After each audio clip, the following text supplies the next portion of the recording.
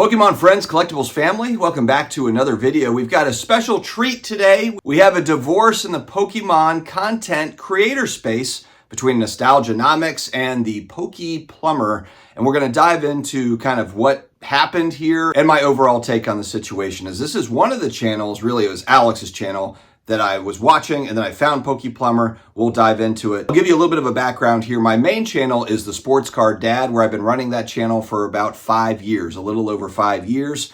Have a lot of fun talking about all the sports card stuff. I do have a promo code for all the Pokemon card collectors that want to get a discount at PSA. It's SCD25 code at the shipping and billing screen, and you get $25 off. One card minimum. PSA just announced a $2 increase for bulk submissions for TCG, and so hey, take a few bucks off. It's SCD25. Also, I'm one of the only ones left on the internet that's got a 10% off Slab Mags code. It's Sports Card Dad. You can take 10% off your Pokemon cards. They look better in a Slab Mag, protects the surface, and so on. Make sure to take advantage with the Sports Card Dad promo code. All right, so I got back into collectibles in 2018. And again, like I said, mostly sports cards, non-sports cards like Marvel cards and so forth.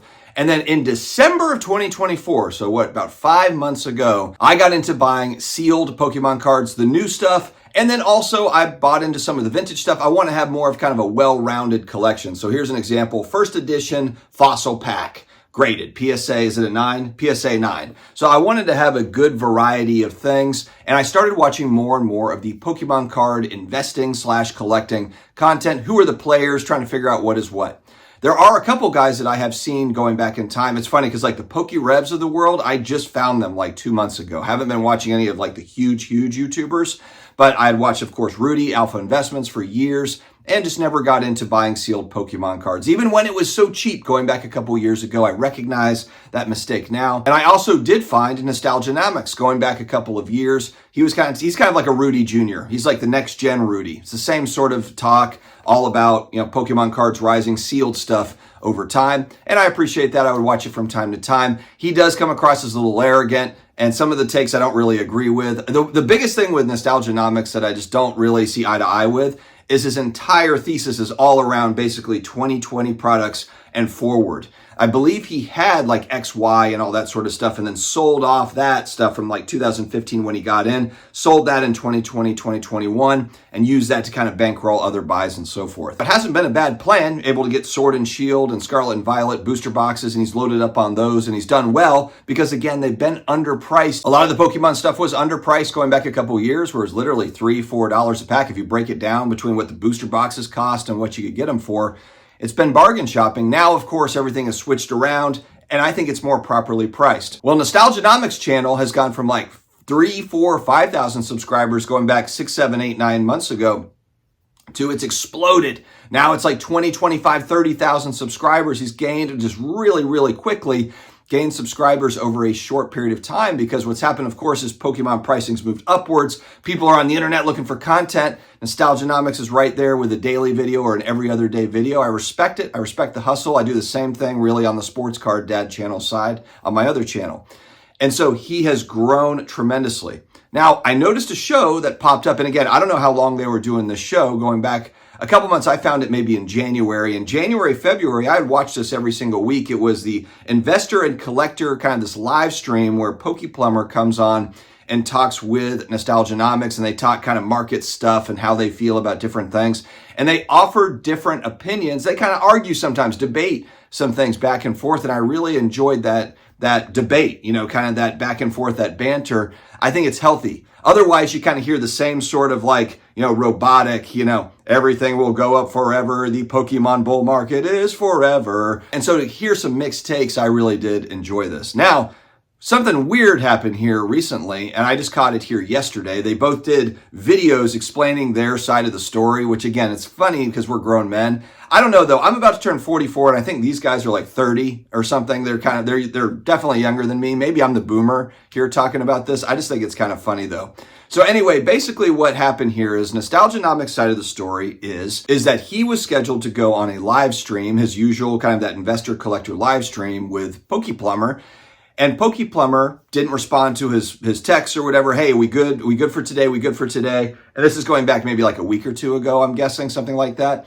And so his side of the story is that Poke Plumber never responded to him. So he goes and he does his live stream, he does his bit without, having Poke Plumber there. And then he comes to find out that Poke Plumber was, not only did he not respond to him, but then was on another stream with another YouTuber that I guess has a larger channel. I don't know enough about all these YouTubers to know who the hell anybody is, but it gave really bad optics, regardless of how you feel about each one of them. That's really poor optics. I've got buddies that I do live streams with on the sports card side, and I can tell you if I did that to them or if they did that to me, that would be a problem. We would probably not be doing any more live streams together, which is essentially what happened in this case, where Nostalgia Nomics was pissed and he's basically like, hey, I think we're done here. I'm not going to do any of these live streams together. And to top it off, apparently the content creator that Poke Plumber was doing that with was someone that had talked smack about Alex. I'm speculating here. This is stuff that was said from Alex's side of the story, and so we'll take him at his word as to what that was. Poke Plumber came out with his own version of, here's kind of my version of the story, and didn't really offer a lot of information in his. And so he got tons of blowback in his comment section of like, what the hell? Alex was very detailed in his live stream, and he claims to have receipts and so forth. One thing that really bothered me that Poke Plumber said, because it's false thinking. He's new to YouTube. He just started his YouTube a couple months ago. He's got over 4,000 subscribers and gets lots of views on his YouTube. I can tell you just from doing content for 5 years, that is very abnormal. That is not usually how it works. The vast majority, we're talking like 90 to 99%, if you start a Pokemon YouTube content channel and you can have high production stuff, you can have amazing content, it takes time to filter through the algorithm. It doesn't mean that you're going to automatically get 1,000 views or 5,000 views or 10,000 views. It does not work like that at all. And one thing that Poke Plumber said was, I've been on IG forever. So I looked at Poke Plumber's IG and he's got over 10,000 followers on IG, which is certainly substantial, but the numbers just don't add up there. If he had 100,000 IG folks, if he had 500,000 people on IG, then I can understand how you have some of these crossover. I'm sure he had some people crossover from IG to YouTube. But again, one thing I've learned with YouTube and IG and Twitter, those audiences do not cross over. Those are separate audiences. And just because you promote on one, I promote my Sports Card Dad channel on IG just about every day when I put out a video. And you would think like, oh, I have new people coming over from IG every single day that become subscribers. No, it doesn't work like that. It doesn't. These are separate audiences. Some people that are on IG, they never go on YouTube. Vice versa. I don't spend a lot of time on IG other than just marketing my YouTube, but I don't sit there and scroll. I'm not really big on IG. Yes, I go and I post my YouTube videos on Twitter or X, but I'm not sitting there and talking with people on X all day. I just don't have time to be on all the different platforms, and they are very separate audiences. So when he made that statement of like, I've been on IG, it's not Alex Nostalgia Nomics that I got all that growth so quickly. I have this IG, and I can tell you right now, the only reason I know who Poke Plumber is at all is because he was on Nostalgia Nomics channel, and then I was like, oh, I was introduced to this person. This is Nostalgia Nomics' friend. So, and then I went and now he's got his own YouTube, and he's got his own market takes and that sort of a thing. And I will give him credit. He's passionate about Pokemon cards. He knows his stuff. He knows the sets. He's been doing it. So this is a person that I wanted to listen to up until this point. And now it's kind of like, this one guy here, some nobody. But for me, it just made me feel kind of weird. If all the story is true, the way that it was laid out, I'm just not really feeling it. As much as I give Nostalgia Nomics hell for some of the takes, and sometimes I'll push back on him and say like, hey, dude, you're like an investor, but you have zero vintage cards. I don't know how that works. I don't know any collectible space where you only buy modern cards and you're an investor. And yes, I understand that over the last couple of years, pricing has corrected to where it's really more properly priced than where it was going back in 2022. But come on. If we're talking about sports cards, if we're talking about any sort of other collectible space, you're looking for the older stuff, the original stuff. I'm not saying that all of it's great or that you should have everything into vintage, but having a mixed bag is kind of the usual way of doing this thing. Rudy at Alpha Investments, yes, he's of course buying and selling all of the new product. He's got his Patreons and all that. But what is he also buying a ton of?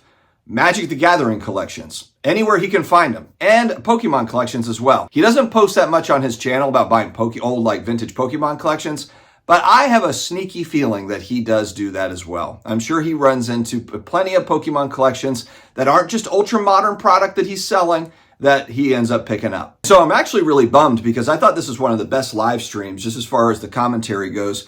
Most of the other channels are businesses, and I know Nostalgia Nomics is a business, so he's running a Pokemon rip and ship business, And so, yes, he's a business owner that's also giving commentary. But most of the other ones are kind of, they're retailers. They've got a big distributor. So some of these other channels, fine, but I really did enjoy watching kind of the banter back and forth. I don't see a lot of Pokemon content creator channels where there is good kind of the banter going back and forth, but between like a couple panelists, a few. Actually, PokeSun, I believe it's PokeSun, she and a couple of other people do a good live stream like this as well, where they're talking about different goings on in the hobby. I'll try to put a picture up here if you haven't seen that, but I think many of you probably have already. It's a thing they do every week or every couple of weeks, and talking about different kind of scandals in the Pokemon hobby, as well as new releases and market stuff. And that's a good one as well. What did you all think about this? Let me know your thoughts in the comments. Again, I think both of them kind of offer their own angles on things, but I just didn't like the fact that, yes, it is absolutely true that PokePlumber's YouTube grew because he was on Alex's channel. That is 100% true. Now, I'm not saying that all of his subscribers came because he was on Alex's channel, but Alex on a live stream getting 700, 1,000 people on a live stream with PokePlumber, and then, being in videos with him to where you're getting 5,000, 10,000. Nostalgia Nomics, again, sometimes I'll give him hell based on some of his takes, but he has been on fire as far as view counts, subscriber counts growing. And so PokePlumber has ridden that wave, whether he wants to believe that or not. And so I think this could have been handled a lot better. Just like, hey, reach out and say, hey, dude, maybe we just don't see eye to eye on some things. If you're trying to bow out of that live stream,